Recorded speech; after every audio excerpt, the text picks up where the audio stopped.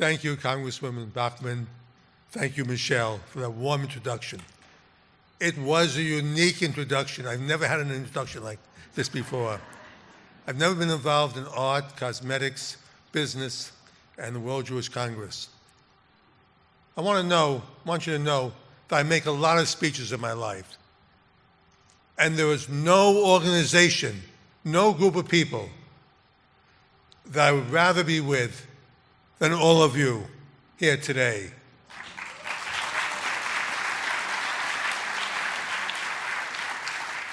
The Jerusalem Prayer Breakfast is something that I find spectacular what you're doing.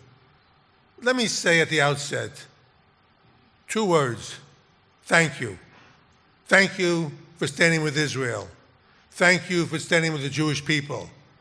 And thank you for standing on the right side of history. And also, most important, thank you for your strong faith. And most of all, thank you for standing with God.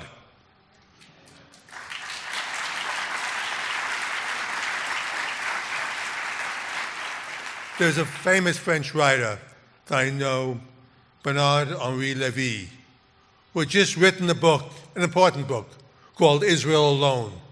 Lévy writes about the world's upside-down reaction to the horrific massacre on October 7th.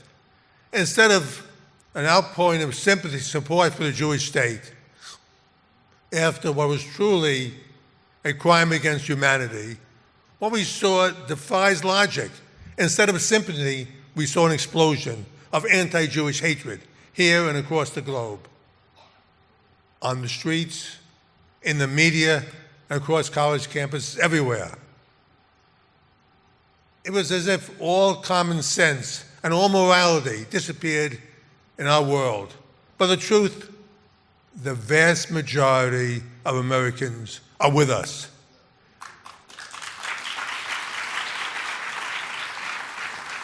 This is just a small minority that has a huge impact on the media and our government, and they are drowning out the voices of reason. But when it comes to hatred of Jews, there is no common sense or reason. Yet, all these things did happen. But thank God, the Jewish people are not alone, not by a long shot. I wish Bernard-Henri Lévy were here with me today. I wish I could see all of you in this room. The Jewish people have friends. The Jewish people have support. And the Jewish people have you, our Christian brothers and sisters. And frankly, I would take you over anyone else, anywhere, anytime.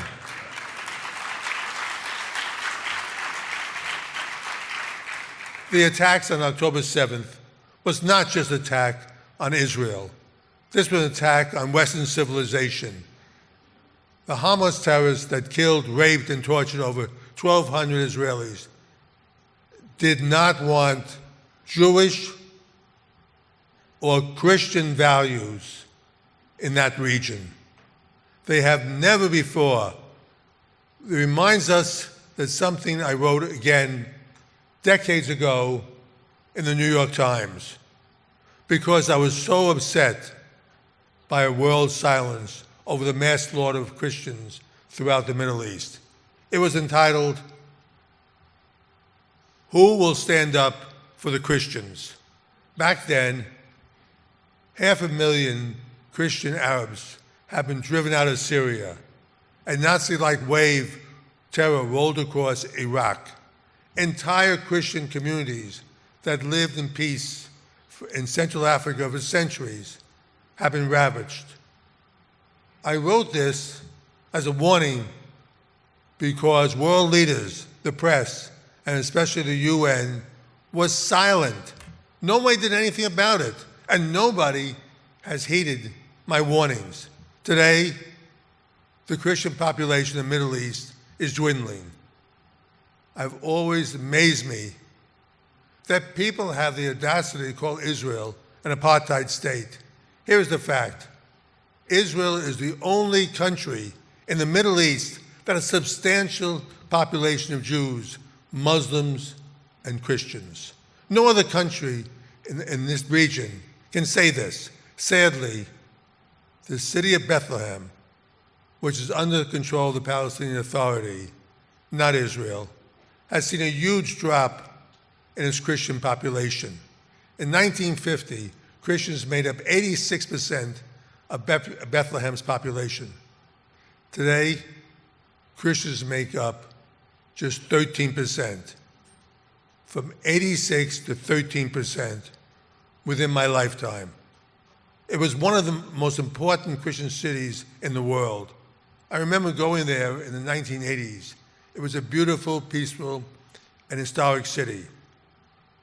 My worry is that even those Christians still in Bethlehem will leave for Israel, and there'll be none left.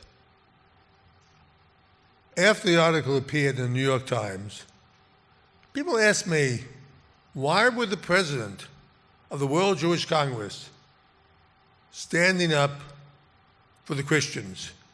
I'll tell you why. I was outraged at the world's silence. Someone had to bring this to everyone's attention. Throughout history, Jews have served as the canaries in the mine, the coal mine.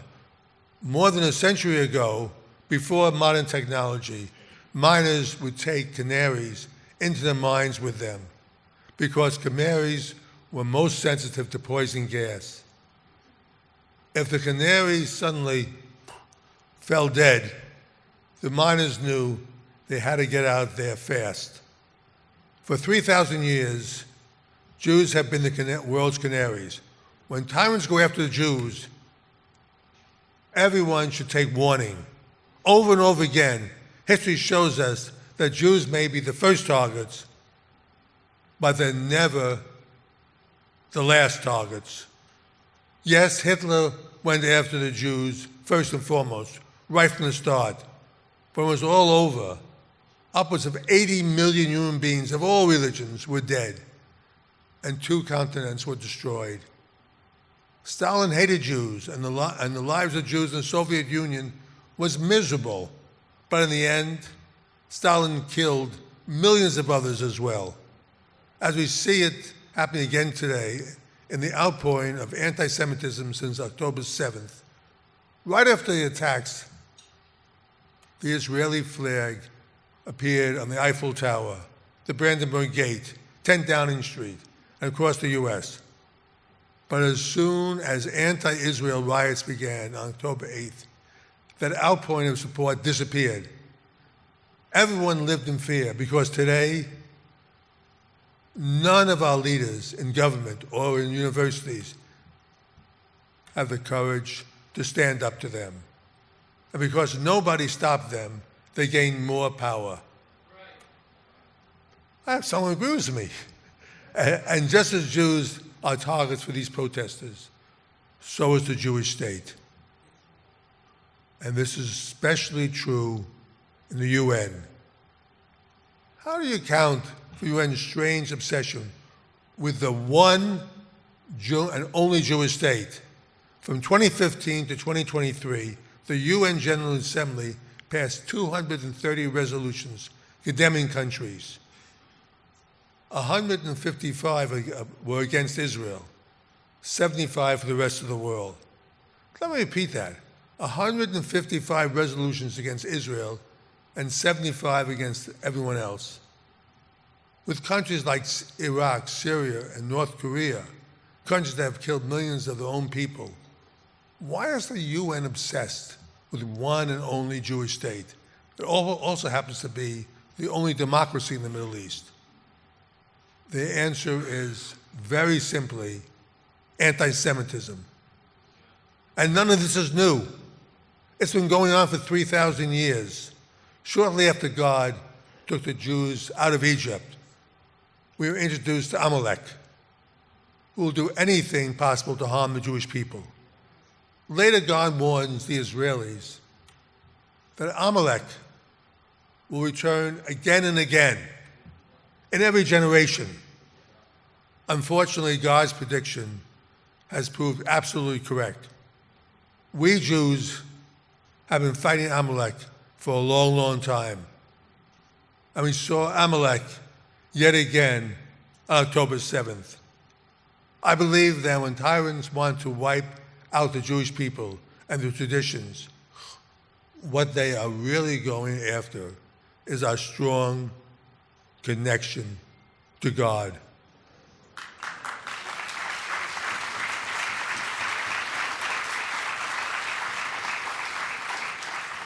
These tyrants have something else in common. They are cruel beyond imagination. From the pogroms in Eastern Europe to Auschwitz and Bergen-Belsen to the Nova Film Festival on October 7th. Cruelty makes us stop and shake our heads, and we try to imagine how human beings can do such things. Here's the worst part. We see it over and over again, which is why all of us, Jews and Christians, must stand together against this evil.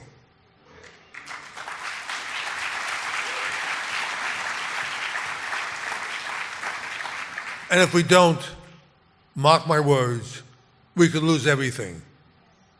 There's something else to this anti-Jewish hatred. When the Iranians chant, "Death to Israel," they were also chanting, "Death to America." Do not forget that. The chants on college campuses this year were not just against Israel. They were against America. Yes, Israeli flags were burned, but they also burned American flags. In the end, the attacks on Israel are really one huge attack on Western civilization. They are attacks on Judeo-Christian values and morals. They are attacks on our religion. Israel is just on the front lines of this war. It's a war against civilization that takes many different forms. Before the Romans sacked and expelled the Jews, the land was called Judea for a reason. The land of Israel is where Jews came from. Not Poland, not Russia, not New York. Judea is the land God promised the Jews. It's where our laws were written, where our traditions were established. By the way, do you know who the first Israeli tour guide was? It was God.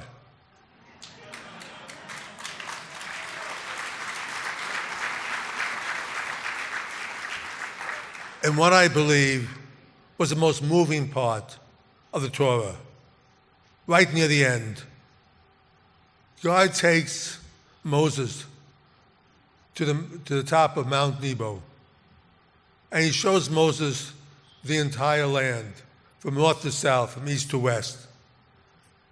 These are facts. King David built Jerusalem, Israel's eternal capital. The Temple Mount is next to the Mount of Olives, the oldest Jewish cemetery in the world. Both temples were built in Jerusalem. So it's interesting when people say that Jews have no historic right to the land. Let me state this as clear as I can. The Jews have more historic right to the land of Israel than British to England, the Germans to Germany, and the Irish to Ireland.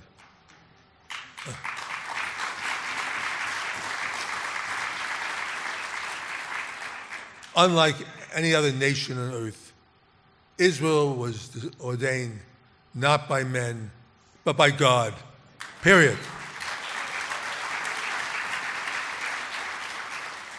And this is something else we share.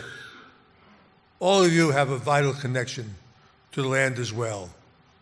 My Christian brothers and sisters, this land is where your religion was born, not the cathedrals of Europe, not even the Vatican.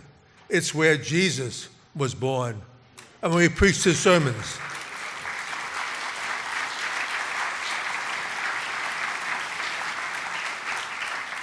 is where he was crucified and was then buried.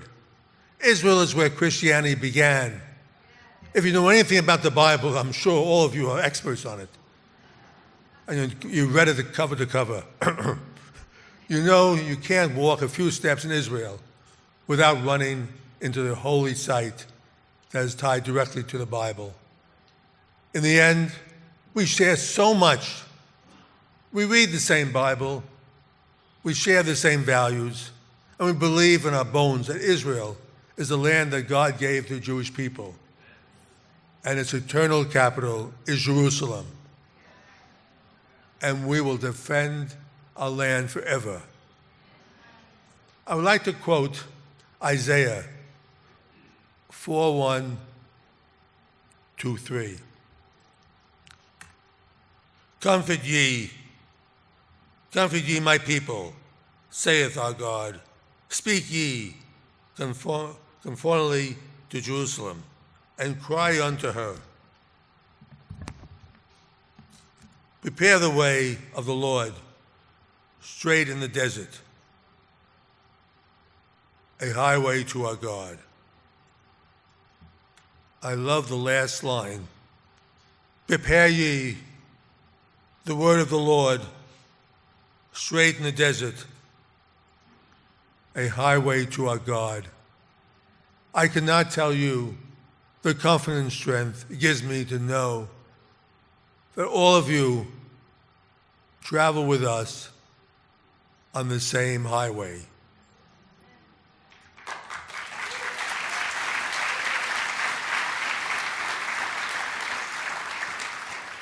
God bless all of you. God bless our faith. And I will end with these 3 words of every speech I give. Am Yisrael Kai. The Jewish people will then live. We will live forever. Thank you. And thank you for what you do for the Jewish people. God bless you.